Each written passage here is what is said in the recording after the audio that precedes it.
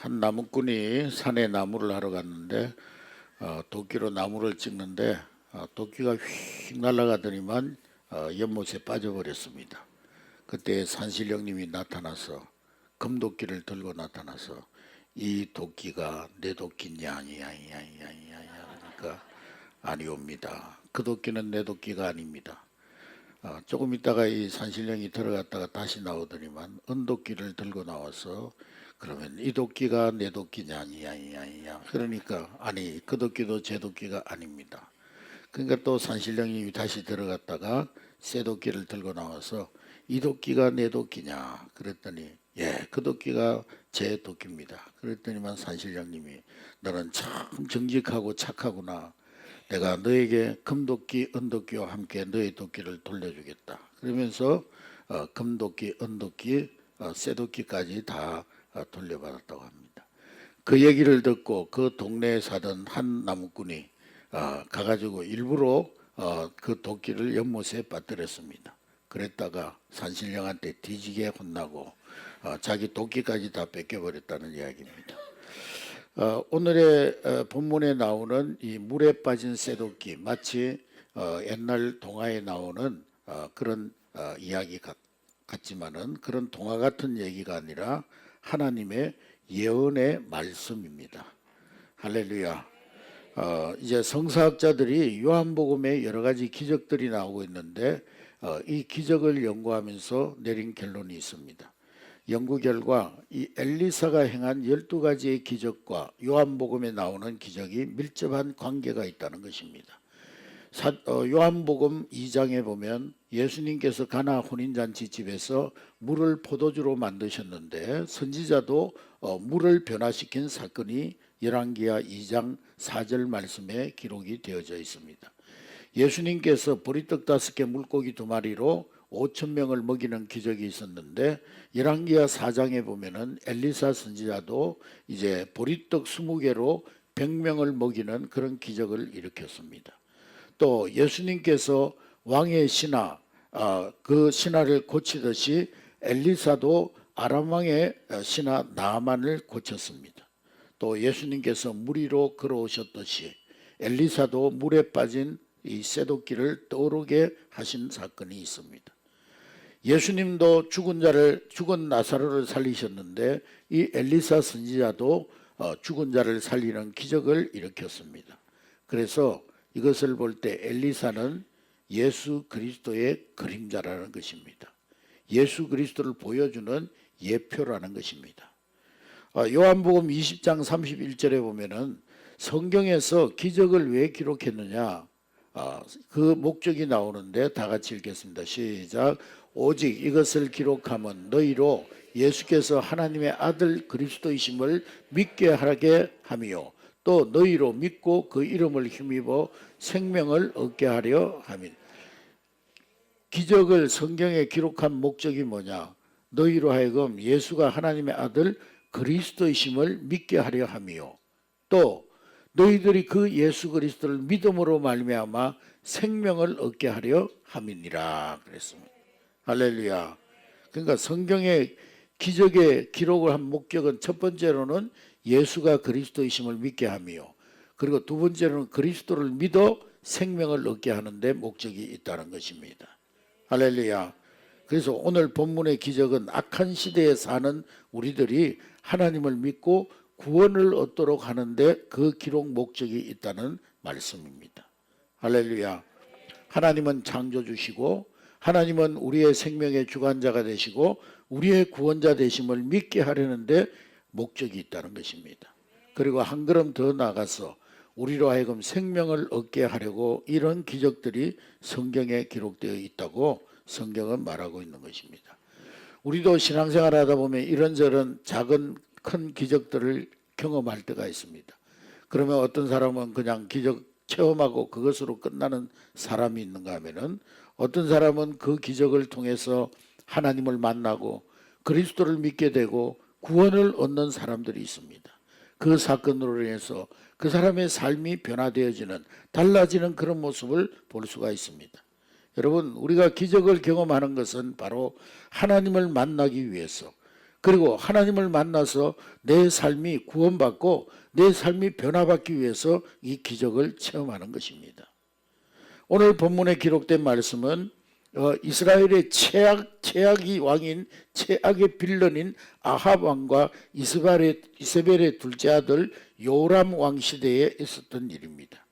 그 시대는 대단히 영적으로 혼란스러운 그런 시대였는데 이때 엘리사가 있는 선지학교로 많은 제자들이 몰려오기 시작했습니다. 어두운 시대에 하나님은 이런 귀한 사건을 통해서 영적인 등불을 끄지 않으셨던 것입니다. 기도 소리가 멈춰진 이 시대에 선지학교에서 기도 소리가 울려 퍼집니다. 5절에 보니까 내 주여 어찌하오리까. 15절에 보니까 내 주여 우리가 어찌하리까. 빌려온 도끼를 잃어버린 선지자 생도는 지금 하나님 어찌해야 됩니까? 주여 어찌해야 됩니까? 비명을 지르고 있습니다. 또 엘리사를 잡기 위해서 에워싸고 있는 이 아람 군대와 병거를 보고 엘리사의 사환이 역시 주여 어찌하오리까 비명을 지르고 있습니다. 사방이 포위된 상태에서 소중한 쇠도끼를 잃어버린 상태에서 부러지는 이 소리, 바로 이스라엘의 비명소리요 하나님을 향한 기도 소리였던 것입니다. 내 주여 어찌하오리까. 오늘 우리도 이 세상 살다가 우리의 삶이 연못에 빠질 때마다, 수렁에 빠질 때마다, 우리를 에워싸고 있는 우리의 삶의 환경이 우리를 괴롭힐 때마다, 꼼짝달싹 할 수 없도록 우리를 어렵게 만들 때마다 내 주여 어찌하오리까. 이 소리는 오늘 이 땅을 살아가는 우리 그리스도인들의 기도의 소리가 되어야 될 줄로 믿습니다. 참으로 악한 시대의 엘리사는 이스라엘의 영적 부흥의 사명을 안고 역사의 무대에 등장합니다. 이 엘리사는 엘리야의 겉옷과 함께 갑절의 영감을 물려받았습니다. 구약에 많은 선지자들이 등장하지만은 그 중에 가장 많은 기적을 행한 선지자가 있다면 바로 엘리사입니다. 하나님은 영적인 암흑기에 당신의 백성들을 어떻게 보호하시는지, 이 위기의 시대에 하나님이 어떻게 능력을 행하시는지를 오늘 본문을 통해서 우리에게 말씀하고 있는 것입니다. 오늘 본문에 물에 빠진 도끼 사건을 살펴보면은 아이러니하게도 영적 침체기, 국가의 위기 상황에서 신학교로 많은 생도들이 몰려들고 있었다는 것입니다. 거주할 공간이 좁아가지고 이제 엘리사가 우리가 기숙사를 다시 좀 증축해야 되겠다. 그렇게 해서 이 엘리사 선교학교를 증축하게 되었던 것입니다. 여러분, 외로운 엘리사 시대에 뜻있는 젊은이들이 엘리사 곁으로 몰려들고 있었던 것입니다. 그럼 엘리사는 어떤 존재였느냐? 오늘 본문의 말씀에 보면은 우리의 눈을 주목시키는 단어가 있는데 엘리사를 지칭하여서 하나님의 사람이라 그랬습니다. 따라하겠습니다. 하나님의 사람. 1절부터 8절까지 계속해서 읽어보면은 엘리사라고 소개하던 그 본문이 이제 도끼가 물에 빠지는 위기 상황을 당하면서 갑자기 엘리사의 이름이 하나님의 사람으로 바뀌어집니다. 하나님의 사람은 하나님께 속한 사람, 하나님이 쓰시는 사람, 하나님의 일을 하는 사람도 되지만은 영어 성경에 보면은 the man of God, of라는 말은 소유격으로도 쓰지만은 오늘 여기에서는 동격으로 사용되어졌습니다. 그러니까 the man과 그리고 God, 동격으로. 구약 성경에 보면은 종종 하나님을 어떤 사람과 동일시하는 경우가 있는데 신약 시대에서는 하나님이 사람의 몸을 입고 이 땅에 오셨습니다. 그분이 누구예요? 예수 그리스도십니다. 그래서 하나님의 사람이라는 것은 곧 사람이 하나님이 되셨다는 의미입니다. 그래서 이 엘리사는 지금 예수님의 그림자가 되는 것입니다. 여기 몰려드는 선지자 생도들은 위기 시대에 성도들이 살아갈 길은, 시대를 살리는 길은, 이 민족을 다시 한번 회복시키는 길은, 영적 부흥의 시대를 회복하는 길은 오직 하나, 그것은 바로 하나님과 함께하는 것이라는 거예요. 오늘 우리가 두 번째 집중해야 될 단어, 두 번째 단어는 함께입니다. 함께. 함께라는 말과 우리라는 말이 쌍둥이처럼 붙어 다니면서 절묘한 조화를 이루고 있는데, 오늘 본문에는 함께라는 단어가 3번 쓰여지면서 과거, 현재, 미래 이렇게 시제가 달라지고 있습니다. 1절 말씀해 보면은 1절 우리 다 같이 읽습니다. 시작. 선지자의 제자들이 엘리사에게 이르되 보소서 우리가 당신과 함께 거주하는 이곳이 우리에게 좁으니. 여기에서 말하는 함께는 과거입니다. 과거형으로 나오고 있습니다. 또 3절에 보면은 다 같이 읽습니다. 시작. 그 하나가 이르되 청하건대 당신도 종들과 함께 하소서 하니 엘리사가 이르되 내가 가리라 하고, 여기에 함께라는 말은 미래 시제로 표현되어져 있습니다. 그리고 4절에 나오는 다 같이 읽습니다. 4절 시작. 드디어 그들과 함께 가니라 무리가 요단에 이르러 나무를 베더니. 여기에 나오는 함께는 현재형입니다. 현재형. 그러니까 하나님은 과거에도 우리와 함께 하셨고 오늘도 우리와 함께 하시고 그리고 미래에도 영원히 우리와 함께 하시는 하나님이시라는 것입니다. 여러분, 지나간 과거를 돌아보면 하나님이 우리와 함께 하지 않았던 시간이 언제였습니까? 하나님은 항상 임마누엘, 우리와 함께 하셨습니다. 지금 여러분들이 어떤 처지에 있든지, 지금 여러분들의 인생에 어떤 연못에 빠졌든지, 우리나라가 어떤 연못에 빠져 있든지, 어떤 상황 속에 포위되어 있든지 하나님은 여러분들과 함께 하시고 하나님은 우리 대한민국과 함께 하시는 줄로 믿습니다. 그분은 내일도 우리와 함께 하실 것이고 미래에도 우리 대한민국과 함께 하실 줄로 믿습니다. 앞으로 우리가 어떤 일을 만나도 하나님은 우리와 함께 하실 것입니다. 할렐루야. 선지자 생도들이 몰려오자 이 함께 이제 있을 집을 기숙사를 건축하기 위해서 하나님의 사람 엘리사를 모시고 함께 산에 올라가서 나무를 자르고 있었습니다. 아마 그 집의 기둥감을 자르고 있었던 것 같아요. 큰 아름드리 나무를. 그래서 한 생도가 이 나무를 너무 무리하게 도끼로 찍다 보니까 도끼가 휙 날아가서 물에 빠져버렸습니다.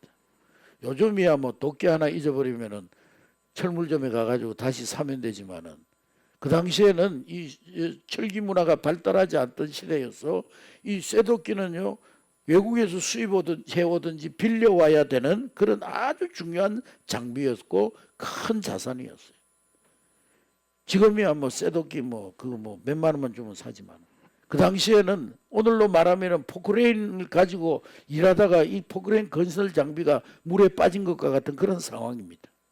그래서 이 가난한 성도는 주여, 내가 이 도끼를 어렵사리 빌려왔는데 이 빌려온 도끼를 내가 찾지 못하면 나는 그 사람의 노예가 될 수밖에 없습니다. 종으로 팔려갈 수밖에 없습니다. 그런 마음으로 비명을 질렀던 것입니다. 이때 엘리사 선지자는 이 절규 앞에 당황하지 않습니다. 이 문제를 해결하기 위해서 엘리사가 등장하는데 그때 그 엘리사의 이름이 뭐냐? 하나님의 사람이라는 거예요. 하나님의 사람. 할렐루야. 6절 말씀해 보니까 6절 시작. 하나님의 사람이 이르되 어디 빠졌느냐 하매 그것을 보이는지라.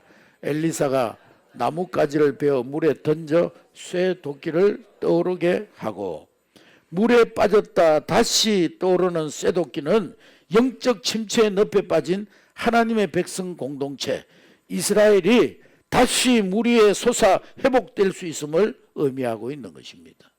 할렐루야. 지금 이스라엘 나라가 어떤 상황입니까? 아합 왕이 우상 숭배를 온 나라에 퍼지게 하고 그 아들까지도 온갖 우상 숭배 귀신 문화를 그 나라에 퍼뜨려 가지고 그 나라가 영적 위기에 빠지고, 선지자들이 하나님의 심판을 경고하고 너희들이 우상을 버리고 귀신 문화를 버리고 하나님께 돌아오지 않으면 너희들이 의지했던 그 바벨론에 의해서 너희들이 망할 것이다. 그럼에도 불구하고 그들은 회개하지 아니하고 돌이키지 아니하고 영적 침체의 늪에 빠져서, 영적 침체의 연못에 빠져서 그들은 허우적거리고 있었다는 거예요.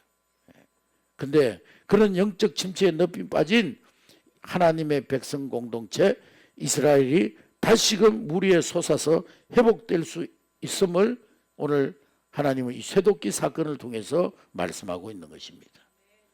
여러분, 우리가 인생을 살다가다가도 침체의 늪에 빠져서 허우적거리고 살다가도 하나님의 능력으로 우리의 삶이 다시 떠오를 수 있다는 것을 의미하는 것이 오늘 본문의 말씀인 것입니다. 할렐루야. 여러분, 이미 열왕기서는 바벨론 포로 시기에 기록된 말씀입니다. 그러니까 이스라엘 백성들이 여러 선지자들이 와서 너희들이 회개하고 돌이키지 않으면 너희들이 그토록 의지하던 바벨론 아수르에서 멸망한다. 회개해라, 돌이켜라. 민족 공동체가 하나님 앞에 회개하고 돌이키고 우상 숭배했던 거 다 회개하고 귀신 섬겼던 거 다 회개하고 하나님께로 돌이키지 않으면 너희들 망한다. 근데 그들은 듣지 아니합니다. 하나님의 선지자들이 경고하는 음성 듣기 싫다고 그들을 감옥에 가두고 때리고 결국에는 회개하지 않고 돌이키지 않으니까 하나님께서 그 남유다 이스라엘을 북이스라엘을 비참하게 멸망시키는 거예요.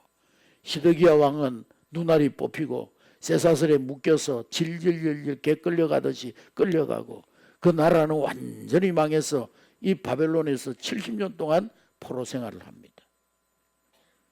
하나님께 돌아오면 하나님 어찌하오리까 부르짖으면 바벨론이라는 연못에 빠진 이스라엘도 하나님이 건져주신다는 약속의 말씀입니다. 이 말씀은 그래서 단순한 재밌는 동화 얘기가 아니라 하나님의 예언의 말씀인 것입니다. 이스라엘 백성들은요, 바알 신을 섬기는 그 바알 숭배자들은 강과 물을 만드신 신은 바알이라고 생각했어요. 바알이 물의 신이라고 생각했어요. 그러나 성경은 오늘 본문을 통해서 말씀하십니다. 물을 만드신 이가 누구냐? 하나님이시다. 강의 주인이 누구냐? 하나님이시다. 연못의 주인이 누구시냐? 하나님이시다. 모든 물들을 하나님이 만드셨다. 이 나라를 세우신 이가 누구냐? 하나님이시다. 너희의 가정의 주인이 누구시냐? 하나님이시다. 그것을 인정할 때 쇠도끼는 물 위로 떠오르는 것입니다. 우리말 이 빌려온 도끼는 원문에 보면은요, 하바르젤이라는 말인데 구걸하여 온 쇳덩어리입니다. 그러니까 구걸하여 온 무기, 구걸하여 온 도구입니다. 여러분, 이스라엘이 위기를 당할 때마다 역사의 주관자, 그 나라의 흥망성쇠가 주님의 손에 있음을 알고 하나님의 손에 있음을 알고 그들이 왜 망하게 되었는지 그 이유를 알고 하나님께 매달려 기도해야 되는데, 하나님을 의지해야 되는데 이웃 나라의 힘을 구걸하러 가는 거예요. 바벨론 나라가 그 당시에 강성한 강대국이니까 우리 좀 도와달라고, 우리 좀 군사력 빌려달라고 강대국의 힘을 빌려서 왕권을 지켜왔던 거예요. 그것이 바로 이스라엘의 바벨론의 포로가 된 원인이 되었던 것입니다. 그들이 그토록 의지했던 바벨론이 나라가 강해지니까 이스라엘을 그냥 완전히 삼켜버린 거예요. 여러분, 강대국들이 우리나라를 지켜줄 것 같아요? 나라들은 다 자기 국익을 위해서 움직이는 거예요.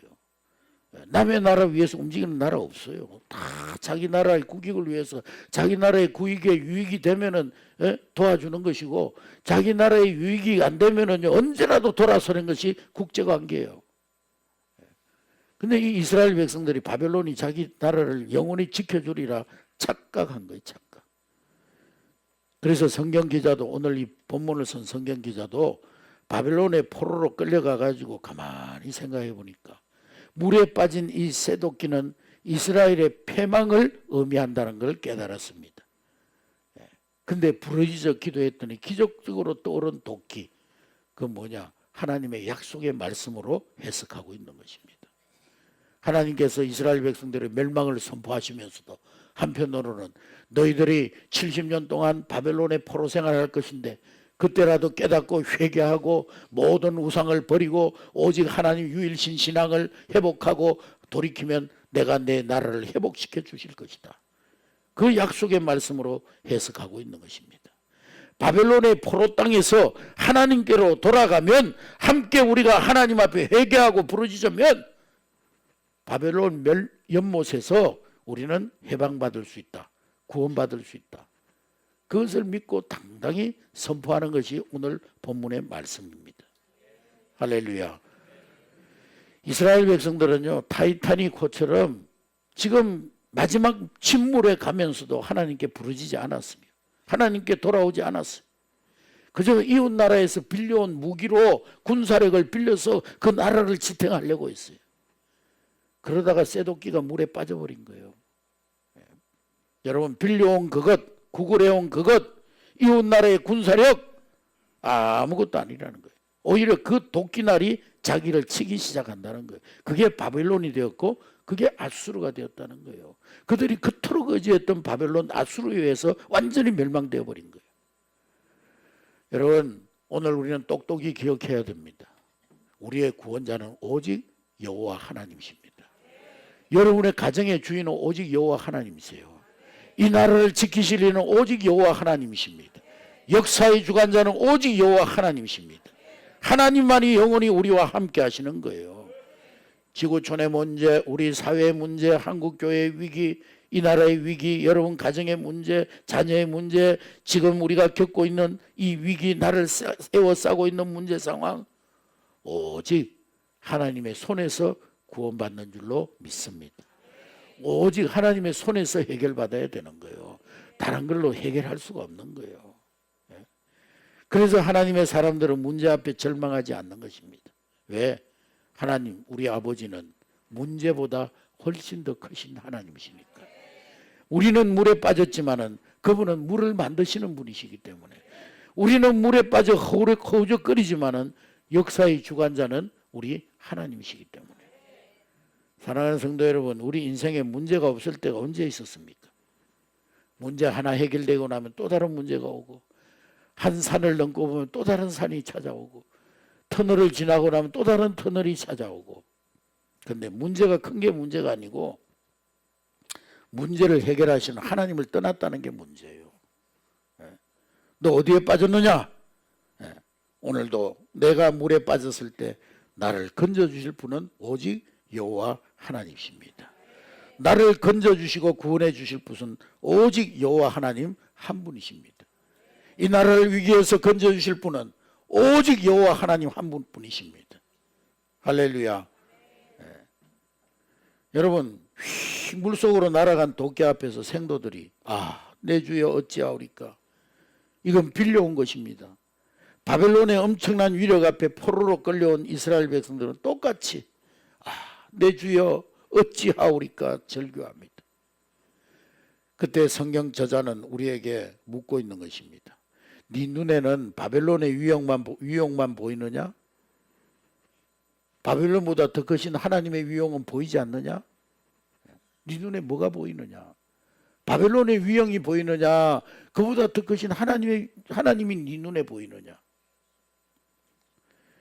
여기에 대한 대답이 하나님의 사람 엘리사의 능력으로 아람의 공격을 막아내는 다음 사건, 오늘 이 본문 다음에 나오는 그 사건이 바로 여기에 대한 대답인 것입니다. 사실은 물에 빠진 쇠도끼 사건과 아람으로부터 구원받는, 건진받는 이 전쟁을 막아내는 이 사건, 하나로 연결되어져 있는 사건이라는 거예요. 같은 의미를 가진 한 사건이라는 거예요. 여러분 잘 보세요. 물에 빠진 도끼 사건을 7절까지 기록하고 나서 이어서 8절에 뭐가 기록되어 있습니까? 8절 우리 다 같이 읽습니다. 시작.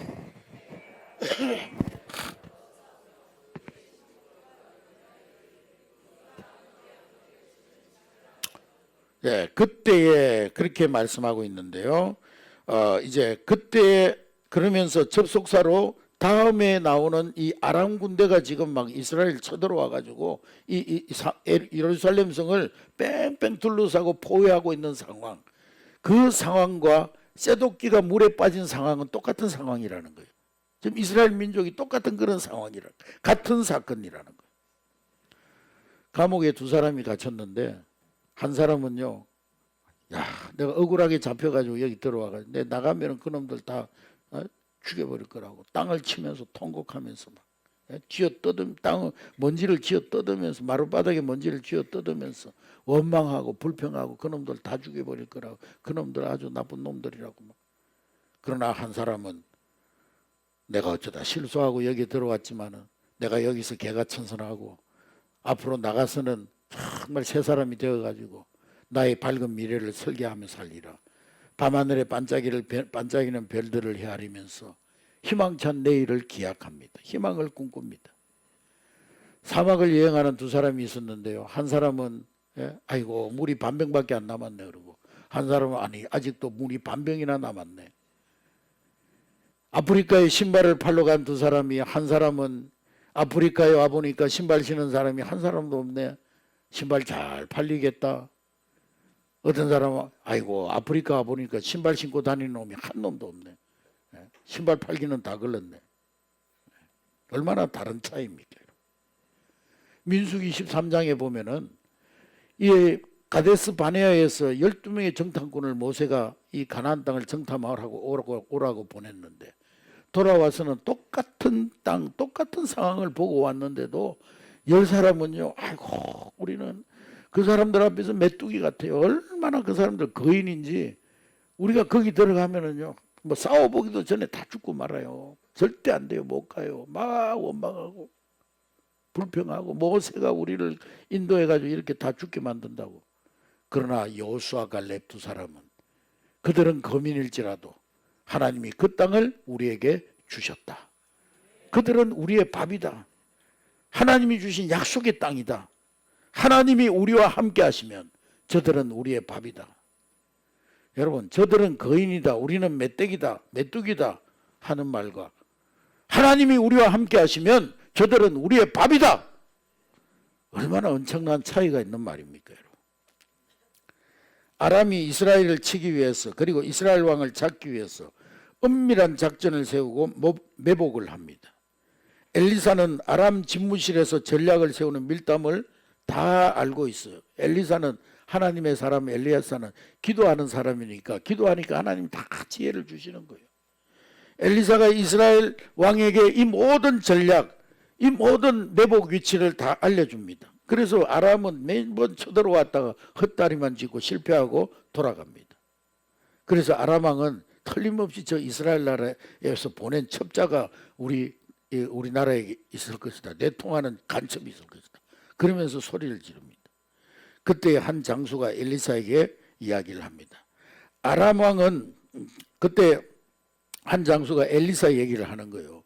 그 이스라엘은 엘리사라고 하는 선지자가 있는데, 이 사람은 신통방통해가지고 기도하면 하나님 다 알려줘가지고 우리가 다 작전을 세워봐야 다 실패하고 만다고. 그러니까 이 아람 왕이, 그러면 그 엘리사 그놈만 잡으면 되겠네. 그러고는 이 군대 병거를 보내가지고 엘리사가 있는 그 성읍을 완전히 포위하는 거예요. 도단성을. 엘리사의 제자가 성읍을 포기하고 있는 아람 군대를 바라봅니다. 그때 토해내는 비명이 바로 15절 말씀입니다. 15절 우리 다 같이 읽습니다. 시작. 하나님의 사람의 상한이 일찍 일어나서 나가보니 군사와 말과 병거가 성읍을 에워쌌는지라. 그 사환이 엘리사에게 말하되, 아, 내 주여, 우리가 어찌 하오리까. 오늘 여기 아람 군대를 보면서 지르는 비명소리가 아하흐라는 말인데요, 우리나라 말 아라는 말과 발음이 똑같죠. 비슷하죠. 같은 말입니다. 이때 엘리사는 생도에게 말합니다. 16절 시작. 대답하되 두려워하지 말. 우리와 함께한 자가 그들과 함께한 자보다 많으니라 하니라. 할렐루야. 그 다음 절부터 눈을 여는 사건이 나오는데, 거기 보니까 눈을 열고 또 눈을 감겨버리는 그런 사건이 나옵니다. 15절에 보면은, 15절 다 같이 읽습니다. 15절 시작. 하나님의 사람의 사환이 일찍 일어나서 나가보니 군사와 말과 병거가 성을 에워. 그의 사환이 엘리사에게 말하되, 아, 내 주여, 우리가 어찌 하오리까. 사환이 일찍 나가서 보니까 엄청난 아람 군대 도단성을 다 뺑뺑 둘러싸고 있는 아람 군대만 보입니다. 근데 16절에 보니까 엘리사는, 16절 다 같이 있습니다. 시작. 대답하되 두려워하지 마. 우리와 함께한 자가 그들과 함께한 자보다 많으니라. 할렐루야. 엘리사는 뭘 봤어요? 하늘의 천군 천사들을 바라봅니다. 17절 시작. 기도하여 이르되 여호와여, 원하건 그의 눈을 열어서 보게 하옵소서 하니 여호와께서 그 청년의 눈을 여시며 그가 보니 불말과 불병거가 산에 가득하여 엘리사를 불렀. 17절에 보니까 엘리사 생도의 눈을 열어서 하늘의 군사를 보여달라고 기도합니다. 그때 하나님께서 그 청년의 눈을 열어보니까 청년이 보니까 이 도단성에 뺑뺑 둘러싸고 있는 아람 군대보다도 훨씬 더 많은 하늘의 불말과 천군천사 하늘의 군대를 봤다는 거예요. 할렐루야.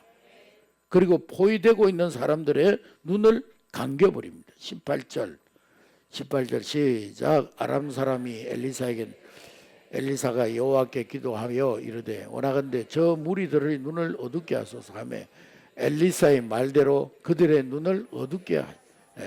엘리사가 또 기도하면 하나님 이 도단성을 포위하고 있는 아람 군대의 눈을 멀게 하여 주시옵소서. 그러니까 포위하고 있던 모든 아람 군대의 눈이 멀어버렸어요. 눈먼 아람 군대를 끌고 이스라엘 군대가 있는 진영으로 포위되어 버리도록 만듭니다. 20절의 말씀해 보니까 20절 다 같이 읽습니다. 시작. 사마리아에 들어갈 때 엘리사가 이르되 여호와여 이 무리의 눈을 열어서 보게 하옵소서 하니 여호와께서 그들의 눈을 여시매 그들이 보니 자기들이 사마리아 가운데 있더라. 그때 드디어 그들이 보니 자기들이 포위된 사실을 알게 되었다는 거예요. 하나님 저 아람 군대의 눈을 다시 열어주시옵소서. 눈을 떠보니까 그들이 사마리아 성에 포위되어 있는 거예요. 여러분 눈을 열기도 하시고 감기게도 하시는 하나님, 그분이 우리 하나님 아버지십니다. 할렐루야. 오늘 여러분 눈은 감겼습니까? 열렸습니까? 여러분 눈에 뭐가 보입니까? 문제만 보이고 위기만 보이고 여러분 형편 처지가 망하게 생겼다는 그런 현상만 보입니까?